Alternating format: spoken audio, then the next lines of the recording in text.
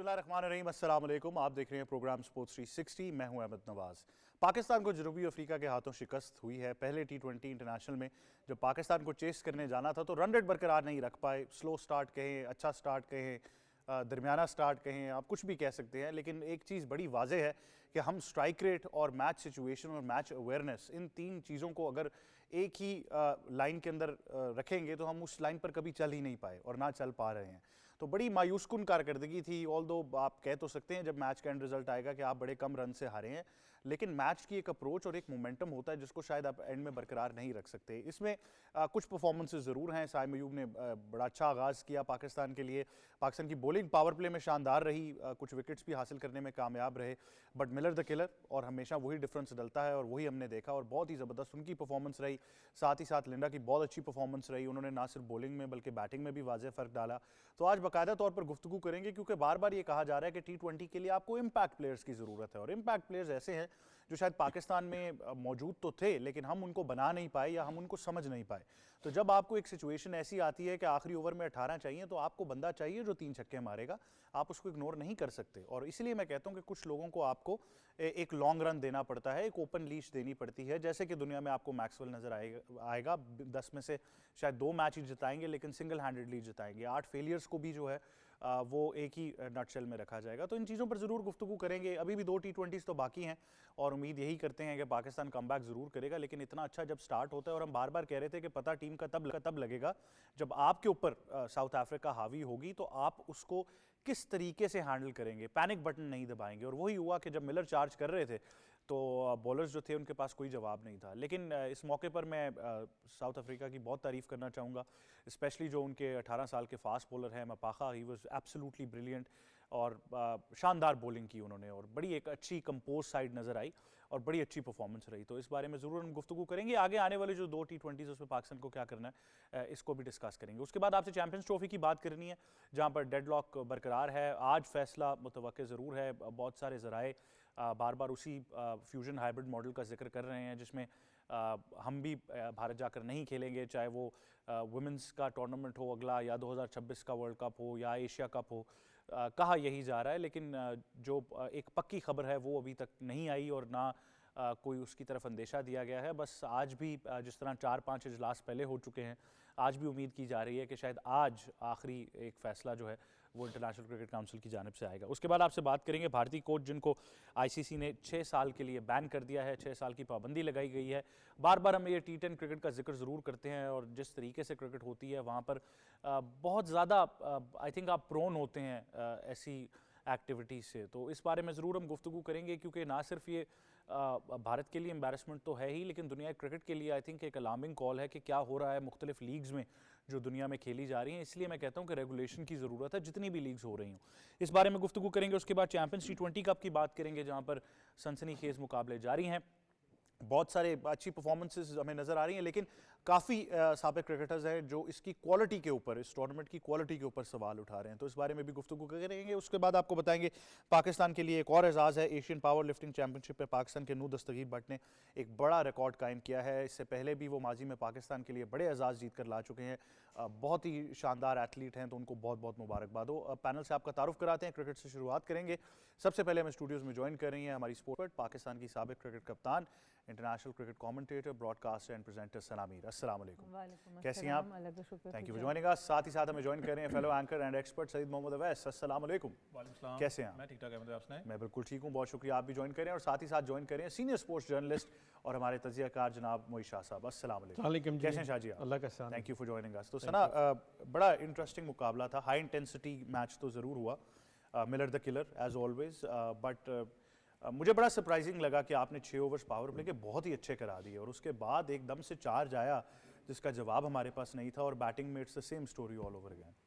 बिल्कुल, I think अच्छा खेले। पहले तो साउथ अफ्रीकन बैटर्स की बात करेंगे, चाहे डेविड मिलर की बात करें या जॉर्ज लिंडा की बात करें, जिस तरीके से उन्होंने अटैक वापस लिया, क्योंकि बहुत अच्छी पोजीशन पे था पाकिस्तान। और T20 फॉर्मेट ऐसा है, छोटा फॉर्मेट है, इसमें अगर शुरू में किसी एक टीम का एडवांटेज हो जाए, हम अक्सर कहते हैं पावर प्ले बड़ा क्रूशल है, तो वापस आना इतना आसान नहीं होता, फिर आपको आउट ऑफ योर स्किन खेलना पड़ता है।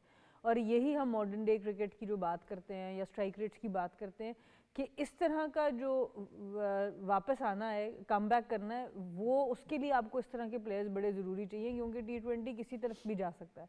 तो पहले तो आपके सारे प्लेयर्स को एक पेज पे होना बड़ा ज़रूरी है, जो अनफॉर्चुनेटली पाकिस्तान की टीम नहीं हो पा रही। कुछ लोग समझ रहे हैं कि हमें लंबा जाना है, एंकर इनिंग्स खेल के एंड पे एक्सीलरेट करना है, और कुछ लोग अभी ये मानते हैं कि नहीं, अब मॉडर्न डे क्रिकेट की जो ज़रूरत है वो फ़र्क हो चुकी है। तो अभी तक अगर हम पाकिस्तान क्रिकेट के टॉप ऑर्डर की बात करें तो मुझे नज़र नहीं आता कि वो क्लैरिटी अब तक सिंक इन हुई है, जिसका एक एग्जांपल कल था। ठीक है, मोहम्मद रिजवान एंड तक कोशिश करते रहे, एक टाइम ऐसा आया कि लग रहा था कि वो मैच ले जाएंगे, पर मेरा सिर्फ इख्तिलाफ इस बात से है कि आखिरी के 4 ओवर्स में सिर्फ एक ही प्लेयर रह गया था जो मैच जिता सकता था, और ये पाकिस्तान के टैलेंट की सही अक्कासी नहीं है। क्योंकि अगर बेहतर इनिंग्स खेली जाती, थोड़ी सी तेज़ इनिंग्स खेली जाती, तो इरफान के पास चांस होता, तैयब ताहिर के पास और बॉल्स होते हैं, या बाकी बैटर्स के पास और बॉल्स होते जिसके ऊपर वो आके इनिंग्स बिल्ड कर सकते।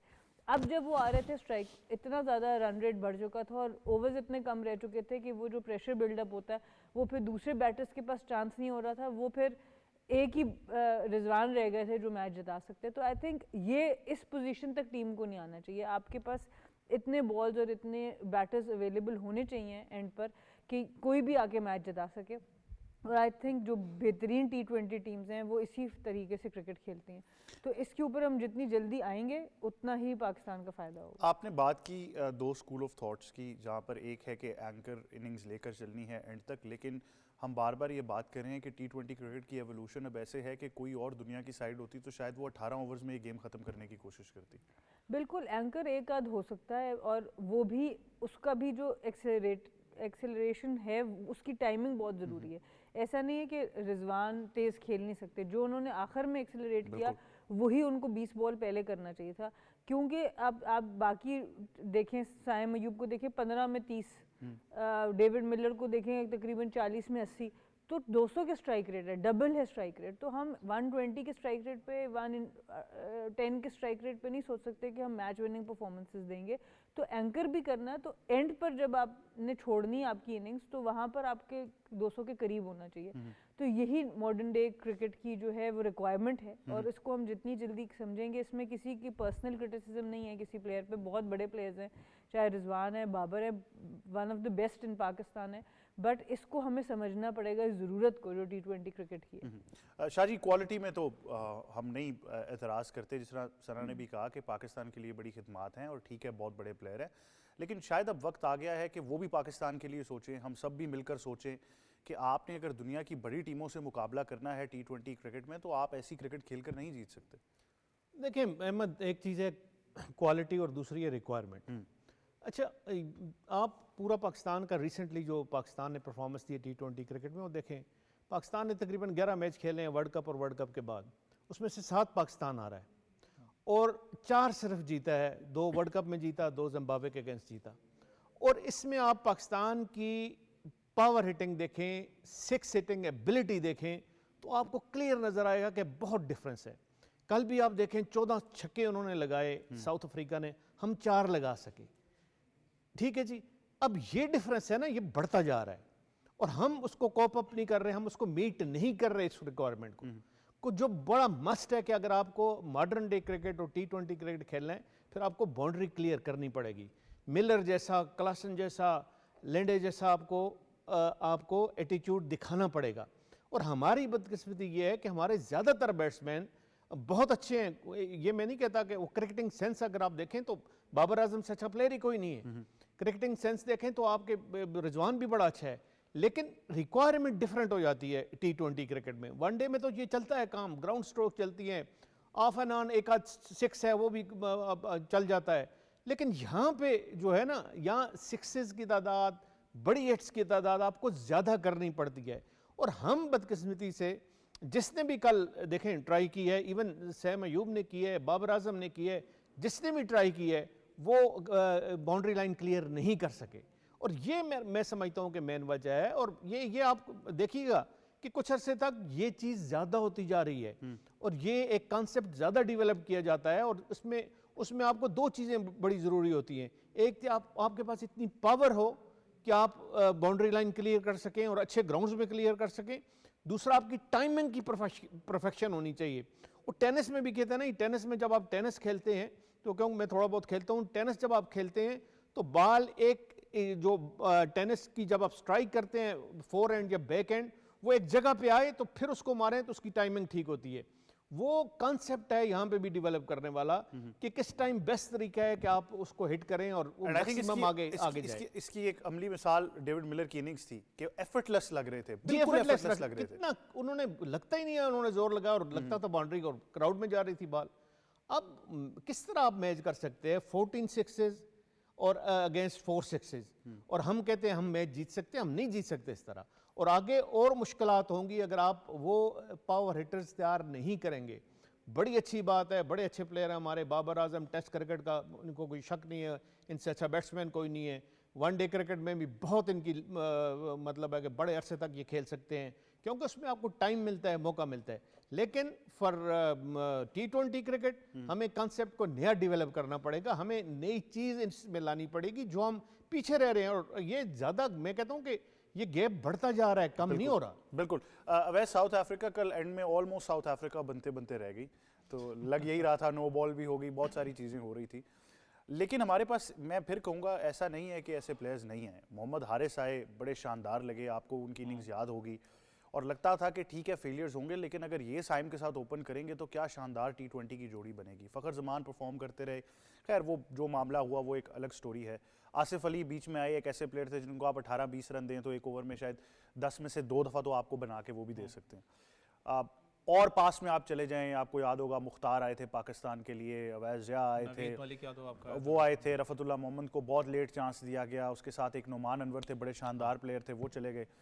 तो ये रफ पैचेस के अंदर ये चीज़ें चलती रही हैं, लेकिन अभी भी हम उसी एक मोड़ पर हैं जहाँ पर हम समझ नहीं पा रहे कि यार T20 क्रिकेट में आपने सक्सेस रेशो अगर देखना है तो फिर आपको फेलियर्स भी देखने पड़ेंगे और उनको ओन करना पड़ेगा। लेकिन वो ऐसे फेलियर्स नहीं जहाँ पर स्ट्राइक रेट ही नहीं हो, जिस तरह शाहजी ने कहा कि अब तो सवाल उठ गया कि आप तो छक्का शायद मार ही नहीं सकते मैच के अंदर।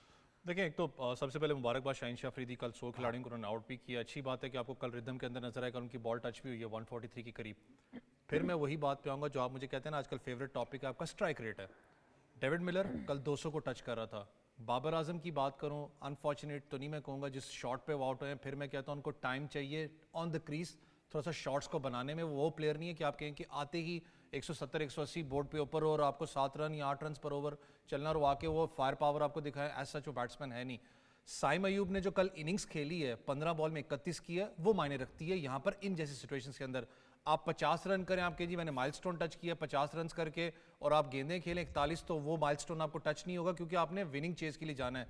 9, 10, 11 रन पर ओवर आपको पता है ये चल रहा था। आखिरी जब मैं बात कर रहा हूँ आपके, अगर डेविड मिलर की बात करें, वो बैटिंग करने आते 4थे पोजीशन पर, अगर मैं गलत नहीं हूँ, वहां पर उनका स्ट्राइक रेट आप 10 बॉल्स के अंदर उठा लें और अपने चौथे और 5वें नंबर के बैट्समैन का स्ट्राइक रेट उठा के देख ले तो आपको वे डिफरेंस नजर आ जाएगा कितना डिफरेंस है। आज भी हम लैक करते हैं इस चीज़ पे।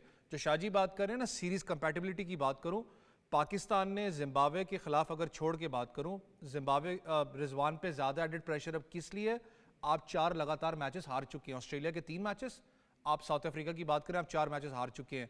आप बात करते हैं अगर टॉप टीम्स की बात करूं, ज्यादातर तो प्लेयर्स आपके पास टॉप के कैटेगरी के थे नहीं दूसरी टीम के अंदर। आपके अभी भी बॉलिंग लाइनअप यंग थी साउथ अफ्रीका जिसके खिलाफ आप खेल रहे थे, आपकी तब भी सेटल्ड बैटिंग ऑर्डर है नहीं। आपने पूरा टाइम एक रासलीला बताई हुई थी कि जी साइम अयूब आपका डायनामिक प्लेयर है, T20 का ओपनर है, उसको आपने पूरा टाइम ऐसे T20 ओपनर लेके गए।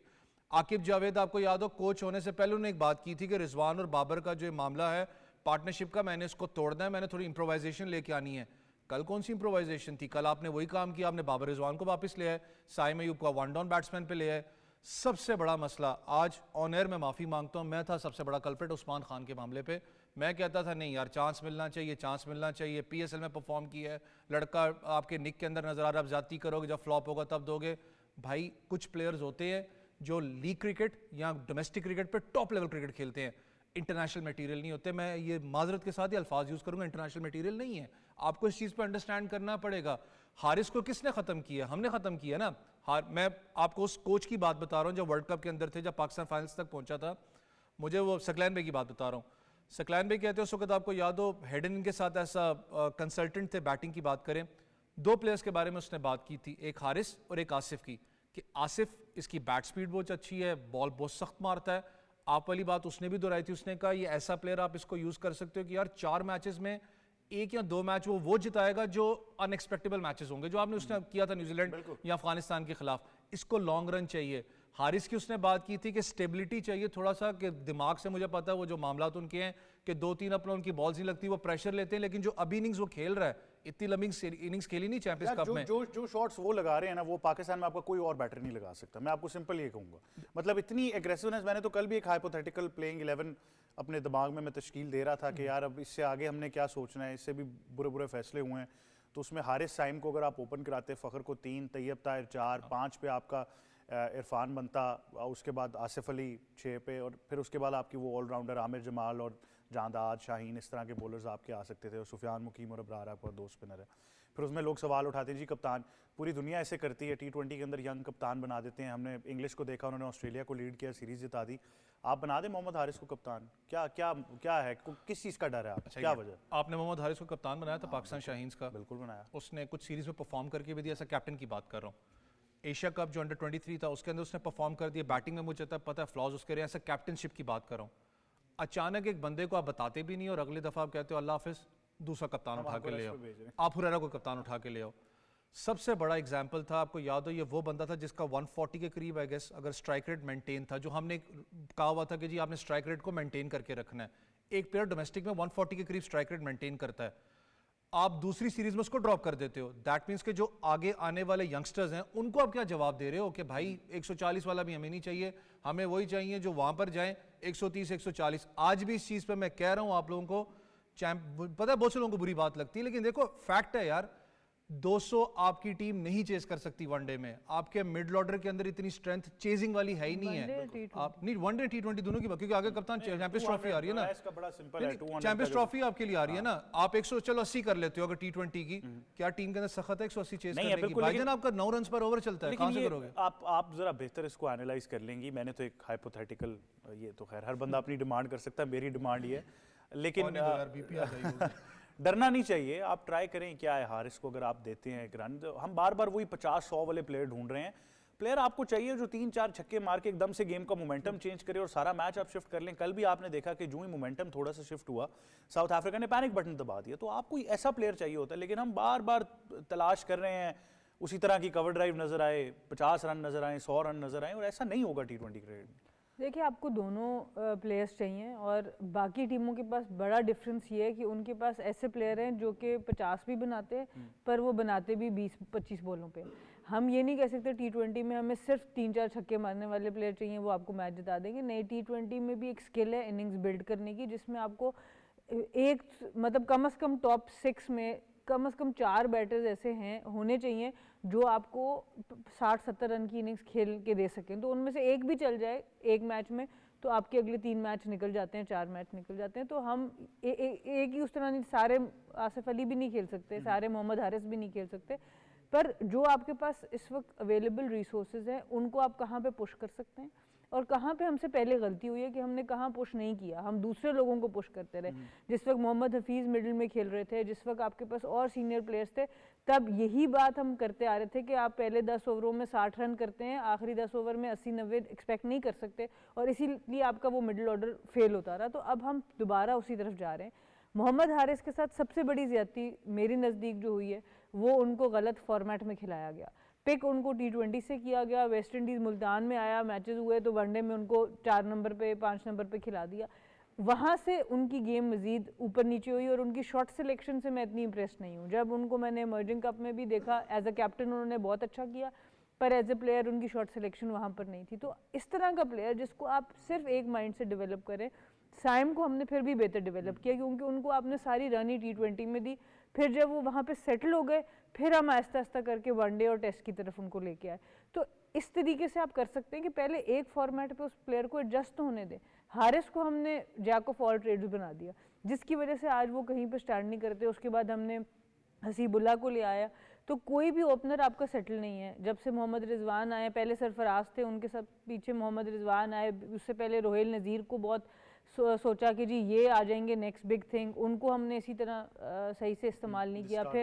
फिर मोहम्मद हारिस को हमने डिफरेंट फॉर्मेट्स खिला के उनको ख़राब कर दिया। अब हम हसीबुल्ला को लेके आए, अब हसीबुल्ला आ रहा है तो हम फिर मोहम्मद हारिस पे जा रहे हैं। तो ये चीज़ें थोड़ी सी एक क्लियर माइंड के साथ, पहले जो T20 के ख़ास तौर पे अच्छे प्लेयर्स आपने डेवलप करने हैं, जिनको स्ट्राइक रेट के ऊपर आप बात करें, उनको फिर T20 ही खिलाएं इंटरनेशनली। आप उनको मत डालें वनडे में इतनी जल्दी, वनडे के लिए आपके पास प्लेयर्स मौजूद हैं। तो आई थिंक इस अप्रोच से थोड़ी सी सिलेक्शन में कंसिस्टेंसी आने की ज़रूरत है। और T20 में फास्ट ट्रैक हो सकता है कि अगर आपको कोई लड़का ऐसा नजर आ रहा है T20 में हुए और आपके सामने आप देखें, शादाब को मैं नहीं समझती, मैं अपनी T20 टीम से बाहर नहीं करूंगी। जिस तरह की उनकी ऑलराउंड परफॉर्मेंस है, वो भी एक प्लेयर है जो आप 5वें 6ठे नंबर पे खिला सकते हैं। हम बिल्कुल डिस्कार्ड कर देते हैं प्लेयर को। तो आपके पास बहुत सी मिसालें मौजूद हैं, बॉलिंग में भी बैटिंग में भी, जहाँ पे शाहीन अफरीदी आए PSL से, शादाब को हमने देखा, नवाज का कमबैक हुआ PSL से। तो बहुत से ऐसे प्लेयर्स हमने PSL से उठा के वापस T20 में डाले। तो आप डाल सकते हैं, तो फॉर्मेट टू फॉर्मेट डालें ना आप। कामरान गुलाम कायद-ए-आज़म ट्रॉफी में रन्स करते हैं, आप उनको वनडे में एक आध मैच किया T20 में खिला देते हैं। इसी तरह अब्दुल्ला शफीक वनडे में रन्स करते हैं, उनको न्यूजीलैंड में आप T20 खिला देते हैं। तो आपको फॉर्मेट के हिसाब से उनको सिलेक्ट करना है। और जिस तरह हम वनडे के प्लेयर को तो फिर आप T20 खिला सकते हैं, पर T20 के प्लेयर जो हारिस के साथ किया है कि एक T20 प्लेयर, उसका माइंडसेट है T20, मुश्किल उसका माइंडसेट है 6-7 ओवर का, उसको आप 50 ओवर में जाके मिडिल ऑर्डर की दे रहे हैं। मिडिल ऑर्डर में तो बारी आपने 30-35 ओवर कम से कम करनी है, तो हमने ख़राब किया उसको। तो आई थिंक उसको अभी भी अगर आपने उनको T20 के लिए लाना है तो उसको सिर्फ अभी T20 पे फोकस करना है। बिल्कुल ऐसे ही। और पाकिस्तान के लिए एक अच्छी खबर ये है कि हारिस रऊफ, जिन्होंने 10 विकेटें हासिल की ऑस्ट्रेलिया के खिलाफ और बड़ी ही शानदार कारकर्दगी रही, वो ICC के प्लेयर ऑफ द मंथ करार पाए हैं। नॉमिनेशंस कुछ दिन पहले ही आई थी और ये आखिर आज अनाउंस हो गया कि हारिस रऊफ जो हैं वो प्लेयर ऑफ द मंथ हैं। इंटरनेशनल क्रिकेट काउंसिल की जानिब से बाकायदा ऐलान कर दिया गया है। तो हारिस को बहुत मुबारकबाद हो, शानदार कारकर्दगी उनकी रही है, उस पर भी हम ज़रूर बात करेंगे। लेकिन अब आप, क्योंकि ये सना आपने आई थिंक इसको एक बहुत ही डिटेल में एनालाइज कर दिया है कि आपको अप्रोच क्या चाहिए अगले एटलीस्ट, चले मैं 4-5 से बहुत हो जाए, लेकिन एटलीस्ट 2 सालों के लिए, क्योंकि 2 सालों के अंदर आपका T20 वर्ल्ड कप है। तो बड़ा सिंपल है, बाबर आजम की T20 में जगह बनती है? मुश्किल लगती है नज़र आने, क्योंकि रिजवान और बाबर इस तरह के प्लेयर है, दोनों मैं अगेन कहूँगी वर्ल्ड क्लास प्लेयर्स हैं, बहुत ज़बरदस्त। इनकी बैटिंग के ऊपर बात करने के लिए आपको और ज़्यादा कैलिबर चाहिए, पर मैं एज ए कैप्टन अगर बात करूँ, मैं जब इनकी दोनों की स्ट्रेंथ्स देखती हूँ तो इनमें से एक का फैसला आपको करना पड़ेगा आने वाले कुछ अरसे में, जब तक आपके पास और कोई ऐसे प्लेयर्स नहीं आते जो कि लंबा खेल सकें, 70-80 कर सकें, तो इनमें से एक की जगह बनेगी। और अगर आपके वो प्लेयर बन जाते हैं तो आपको दोनों को भी आप इस फॉर्मेट से रिलीज़ कर सकते हैं। बट अभी जो टीम नज़र आती है, अभी आपके पास जो प्लेयर्स नज़र आते हैं, अब आपको किसी एक के ऊपर फैसला करना पड़ेगा। जी मोई शाह साहब, ये I think question of the hour है कि Babar Azam under the radar रहे हैं। बीच में उन्होंने थोड़ी सी अपनी अप्रोच भी चेंज की, हमने उनके कुछ प्रैक्टिस सेशन देखे, लाहौर में भी एक इंस्टीट्यूट में वो कर रहे थे जहाँ पर उन्होंने अपनी पावर हिटिंग के ऊपर काम करना शुरू किया। लेकिन अब सवाल बड़ा वाजे है कि वर्ल्ड कप को देखते हुए अगले 1.5 साल में क्या नज़र आ रहा है? देखिए, पाकिस्तान के फ्यूचर T20 क्रिकेट के लिए ये बहुत इंपॉर्टेंट क्वेश्चन है कि क्या हम बाबर आजम को कैरी करके 1 साल 1.5 साल तक लेके जा सकते हैं? मेरा ख्याल है नहीं, क्योंकि अब जो उनका एक डेवलप होगी, उनकी क्रिकेटिंग स्किल्स डेवलप होगी हैं, वो they are more suited to one day cricket and test cricket. उसको मोल्ड करना, उसको अपने आप को ख़राब करना, तो वहाँ भी वो टेस्ट क्रिकेटर भी फिर उनके लिए प्रॉब्लम शुरू हो जाएगी। इसलिए कहता हूँ, और मैं इसको बिलीव करता हूँ कि जो रिसेंटली बाबर आजम को थोड़ा प्रॉब्लम हुआ, उनकी फॉर्म थोड़ी हटी और टेस्ट क्रिकेट में नहीं रही और वनडे में इतनी अच्छी फॉर्म नहीं रही। वो वर्ल्ड क्लास बैट्समैन है, उसमें कोई शक नहीं है, कोई दो राय नहीं है। वो ज़्यादा उन्होंने स्ट्रेस किया कि मैं किसी तरह T20 का बहुत ज़बरदस्त किस्म का और आउटस्टैंडिंग प्लेयर बन जाऊँ। ये नहीं होता। आपका एक टेम्परामेंट होता है, उस टेम्परामेंट के तहत ही आप खेल सकते हैं, उसको लेके ही आप चल सकते हैं। तो वो टेम्परामेंट बहुत सूट करता है वनडे क्रिकेट के लिए, बाबर आजम को बहुत सूट करता है उनके लिए टेस्ट क्रिकेट के लिए। लेकिन जो मॉडर्न कॉन्सेप्ट डेवलप हो रहा है और बहुत रैपिडली डेवलप हो रहा है, आप शायद 9 में चले जाएं, पिछले जब वर्ल्ड कप जो 2007 में साउथ अफ्रीका हुआ था और फिर 2009 में इंग्लैंड हुआ था जो पाकिस्तान, वो उस वक्त ये कॉन्सेप्ट नहीं था कि आप मतलब है कि 200-250 और रन्स करें और आपके पास इतने पावर हिटर होने चाहिए। कन्वेंशनल एक जो आप स्ट्राइक रेट है उससे ही चल जाता था और आप मैच जीत जाते थे, 170-80 पे जीत जाते थे। लेकिन अब भी क्योंकि विकेट्स बड़ी इजी हो गई हैं, बैट्स बड़े हो गए हैं, लोगों ने, और ख़ासकर यंगस्टर मैं कहता हूँ, उन्होंने जान मारनी शुरू कर दी है, बड़ी एफर्ट कर रहे हैं कि वो T20 के बड़े अच्छे प्लेयर बने।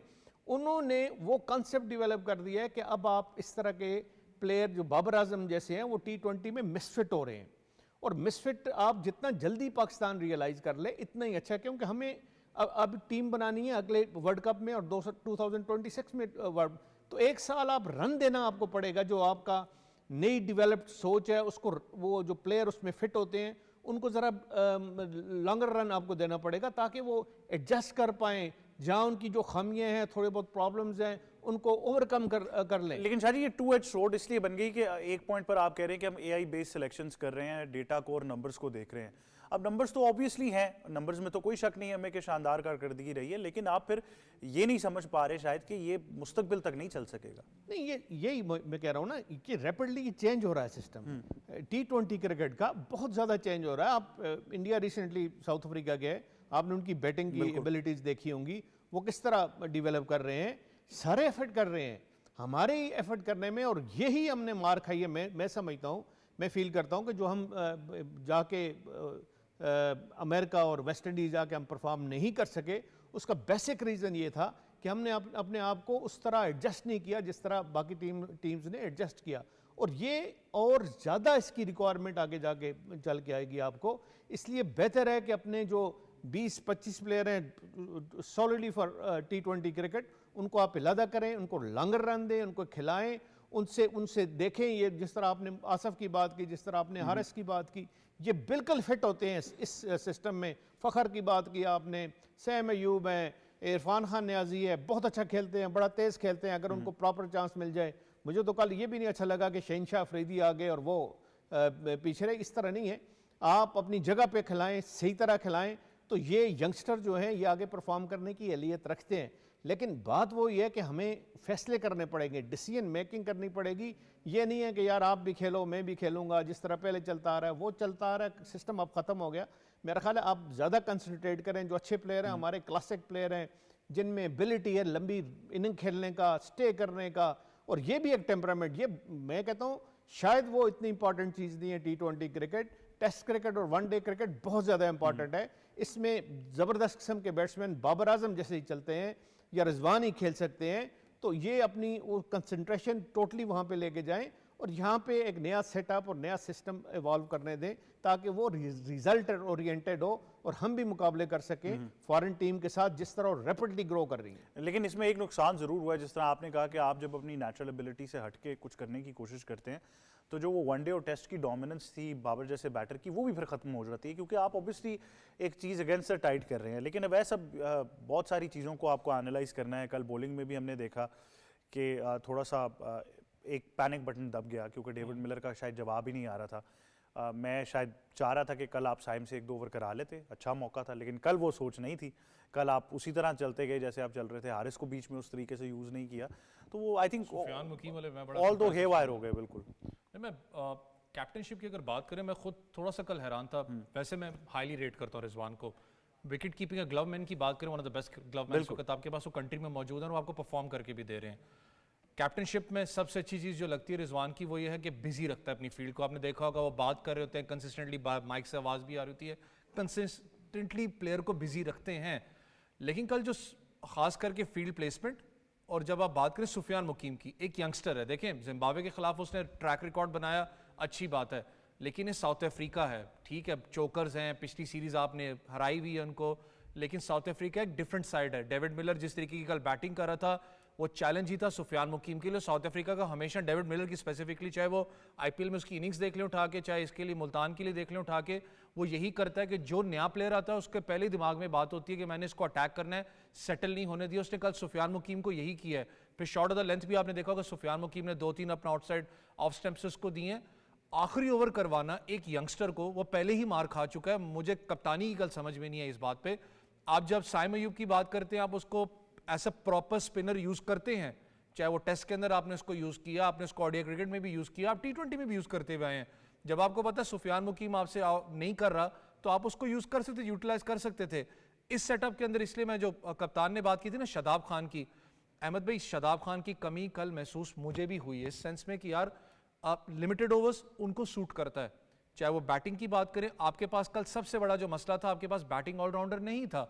आपके पास अपना शमसी तबरेज़ की बात करूं, साउथ अफ्रीका ने कल बाहर बिठाया हुआ था ना उसको, उन्होंने फास्ट बॉलर्स के साथ ज़्यादा गए, फास्ट बॉलिंग ऑलराउंडर भी उनके पास था। हम आमिर जमाल को देखना नहीं चाहते टीम के अंदर। आप अगर शादाब खान की बात करते हैं, मैं फिर कल लिमिटेड ओवर्स के लिए बहुत अच्छा प्रॉस्पेक्ट आपके लिए हो सकता है, क्योंकि आपको वो टेल चाहिए होती है जो बैट करे। वो टेल तो नहीं है, मिडिल ऑर्डर के अंदर भी आके परफॉर्म आपके लिए करते हुए आए हैं। लेकिन सबसे बड़ा जो इशू फिर मैं कह रहा हूँ पाकिस्तान का, वो है रोटेट द स्ट्राइक का इशू। T20 के अंदर भी आपका है, आपका डॉट बॉल डिलीवरीज वाला जो मसला है वो अभी तक ख़त्म नहीं हो रहा। आपने अगर सीखना है यार, दो बड़ी टीम से सीखो ना। ऑस्ट्रेलिया ने क्या one of the best captain है, पैट कमिंस को हटाया नहीं T20 से। आपका नया कैप्टन वहां पर है, पूरा का पूरा नया सेटअप है। अगर आप बात करें इंडियन टीम की बात करूं, आपको पता है इस वक्त under the radar Indian team सबसे ज्यादा है। T20 में विराट कोहली की जगह नहीं बनती, वो सब बात करेंगे भाई विराट कोहली की जगह नहीं बनती, यहां तक रोहित शर्मा की नहीं बनती, तिलक उसके पास मौजूद है, बैकअप प्लेयर्स बहुत हैं। लेकिन यार आपको जाना पड़ेगा। आप साउथ अफ्रीका की टीम को एनालाइज करें, शाजी का फेवरेट प्लेयर हो लिंडा या फिर एनकावा पीटर हो जो लेग स्पिनर थे, मतलब आप लेग स्पिनर से ऐसे फंस के खेल रहे थे कि हमें वो भी आप उनकी दिलेरी देखें, आपको बिल्कुल उनको क्रेडिट देना होगा कि वो फ्लाइट के साथ लेग स्पिन कर रहे हैं। उन्होंने मौका ही नहीं दिया आपको, बिल्कुल आपको मौका ही नहीं दिया कि आप मार सकें। इससे पहले अगर आप चले जो पाकिस्तान की, मुझे ये बताएं कि जब मिडिल ओवर्स की बात करते हैं, जब स्पिनर्स आते हैं, जब आप डोमिनेट करते हो, बिल्डअप करते हो इनिंग्स को, पाकिस्तान ने कब स्पिनर्स के खिलाफ डोमिनेट किया है? सिवाय फखर की इनिंग्स के अलावा बात कर रहा हूँ, फखर ने किया है, उसके अलावा किसने आज तक आपको चार्ज किया हो किसी स्पिनर को? आप बहुत से लोगों को शायद नाम ना अच्छा लगता है, इफ्तिखार अहमद थे जो एक चार्ज करते हुए आपको नजर आते थे, उसने किया भी है। मुझे नहीं पता इफ्तिखार को T20 से क्यों ड्रॉप किया गया। वो बात बिल्कुल ठीक है कि आप गलत फॉर्मेट पे गलत बंदे को खिलाते रहे आए हो। उसने वनडे में भी परफॉर्म आपके लिए किया, T20 में भी किया। एक दो बैड पैचेस स्टार्ट हो गए, सब लोग जी चाचा फिट नहीं होता टीम में, जिसको निकाल दो, लेकिन वो याद नहीं रहता कि वर्ल्ड कप की स्कोर की इनिंग्स की बात करूं या दूसरे में करूं, उसने क्या परफॉर्म करके आपको दिया है। हमारा जो बैट एंड पैड का गैप है स्पिनर्स के खिलाफ, खास करके जब वो आप कर लें कि आपका रिस्ट स्पिनर आता है और जब लेग स्पिनर आता है, वो आपको क्लियरली नजर आता है। बाबर का भी यही इशू है, स्पिनर के खिलाफ बैट एंड पैड का इशू है। पता है बहुत से लोग अभी तनकीद स्टार्ट हो जाएंगे सोशल मीडिया के, आप बाबर से ज्यादा अच्छे प्लेयर हैं, ये भी बड़ा मसला होता है, डर भी लगता है, क्योंकि ऑब्वियसली उससे मास्टर क्लास है, उसने अपने आप को परफॉर्म करके दिया। बाबर ने का तो चेंज नहीं करा सकते आप, अबरार की सेलिब्रेशन चेंज करा दें, वो बड़ी अजीब सी लग रही है, वो बहुत खतरनाक होती जा रही है, वो क्या आउट करके सेंड ऑफ कैसे देना है। मैं कह ICC के चल बेटा बाहर जा। अच्छा, बड़े मजे की बात हुई कल कमेंट्री के अंदर, जहां पर कमेंटेटर ने कहा कि क्योंकि रॉन्ग वन है तो शायद may be he should move his neck the other way this time, not the same way he is moving.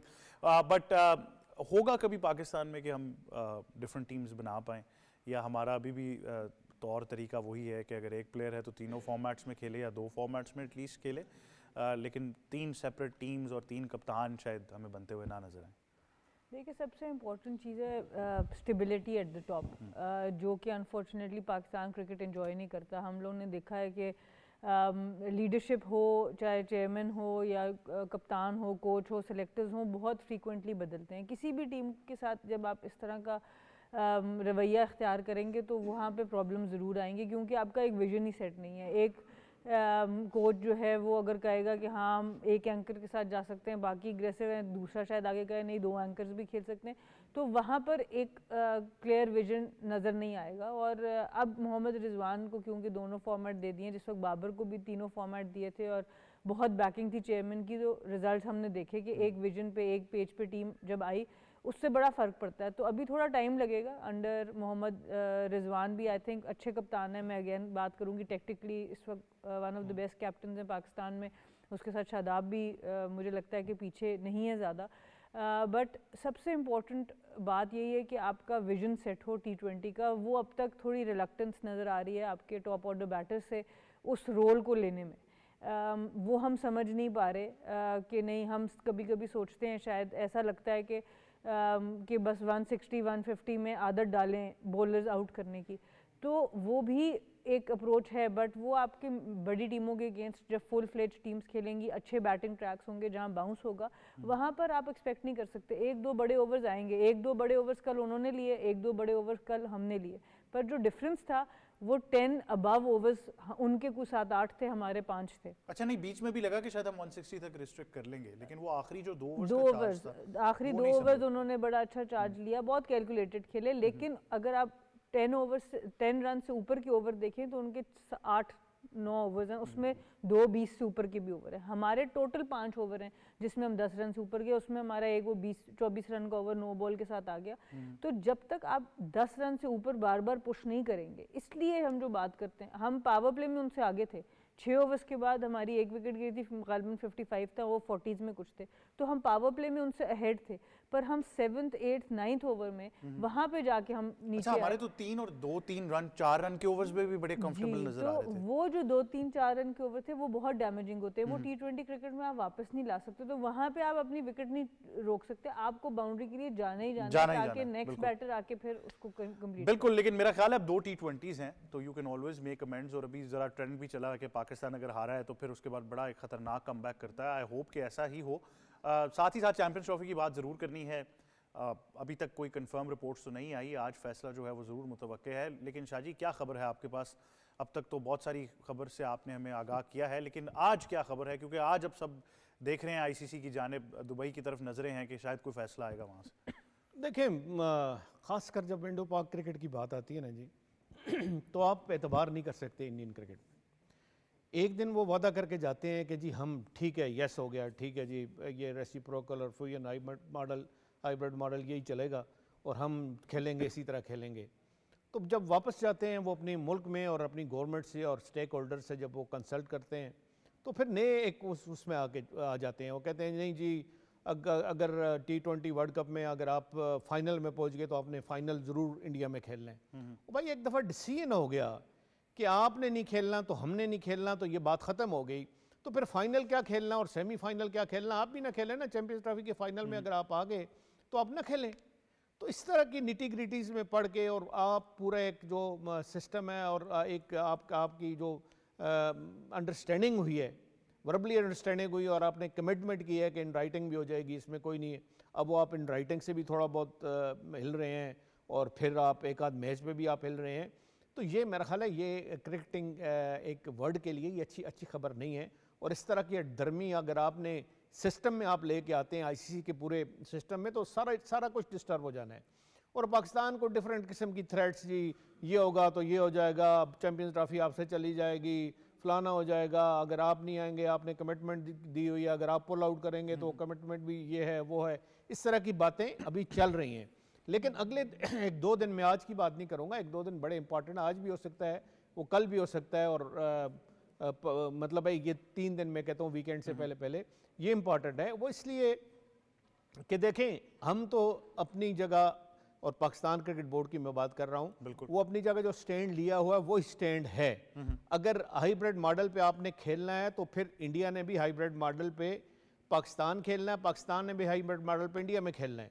चलें, वोमेन जो वर्ल्ड कप है उस पर अभी कोई फाइनल नहीं हुआ, उसको साइड लाइन में करें, क्योंकि वहाँ पे इतनी ज़्यादा स्पॉन्सरशिप नहीं होती, इतना पैसा इन्वॉल्व नहीं होता। पर शाहजी सिक्योरिटी तो वही है, सिक्योरिटी वही है, सिक्योरिटी वही है, लेकिन वो कहते हैं ना बैक एंड फोर्थ। मैं भी वेट कर रहा था कि फुल टॉस दे दिए शाहजी ने, अभी लगेगा फुल शॉट। तो उनकी जानों को खतरा नहीं है। देखिए वो कहते हैं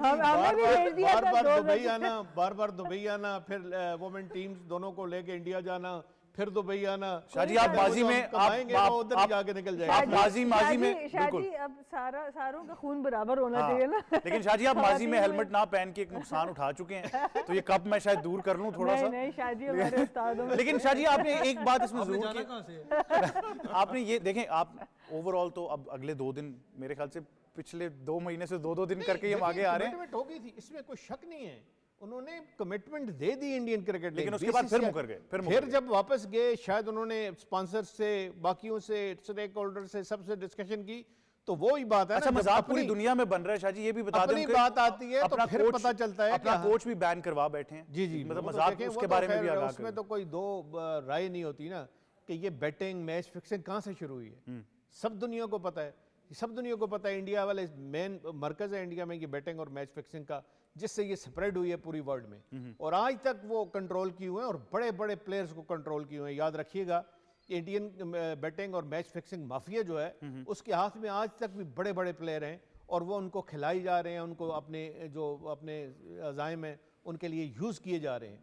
तो वो तो है इंडिया में आज भी। अगर मैं कहता हूँ कि अगर ऑनेस्टी से आईसीसी कोई बहुत बड़ा एक इन्वेस्टिगेशन कराए तो इंडिया में ऐसे ऐसे लोग पकड़े जाएं कि शायद उनकी किसी की सोच भी ना हो। बिल्कुल। वैसे T10 क्रिकेट पर एक सवालिया निशान जरूर रहा है। अब ये एक और एग्जांपल है एक कोच का बैन होना कि आप उस पूरी लीग को कह सकते हैं कि it is not in the spirit of the game. देखिए सबसे बड़ा एक इशू है सैरोगेट कंपनीज का। ऑब्वियसली वहाँ पर स्पॉन्सर्स हैं, बहुत ज़्यादा इन्फ्लुएंस सैरोगेट कंपनीज का भी आपको पता, स्पॉन्सर्स के टैग्स आपके साथ लगे होते हैं। इस कोच की अगर मैं खास करके बात करूँ T10 लीग की, मैं पूरी T10 लीग पे तो नहीं ऑब्जेक्शन उठा रहा, लेकिन ये मसले पहले भी रहे हैं। आपको याद हो इसी T10 के अंदर दो अगर टीम्स की बात करूं, मैं प्लेयर्स का नाम नहीं लूंगा, उनका नो बॉल का एक इशू था और स्पिनर इतनी बड़ी नो बॉल करवाए, वो मेरे लिए भी एक बड़ी हैरानगी वाली बात थी कि यार इतनी बड़ी नो बॉल यहाँ पर हो रही है। लेकिन ICC एंटी करप्शन यूनिट हर टीम्स के साथ डिप्लॉय किया जाता है। यहाँ तक जो टूर्नामेंट स्टार्ट होते हैं उससे पहले आपको पता प्रॉपर टीम ब्रीफिंग्स होती हैं, बताया जाता है कि भाई इतने घंटे पहले या उस टाइम आपने रिपोर्ट करना है।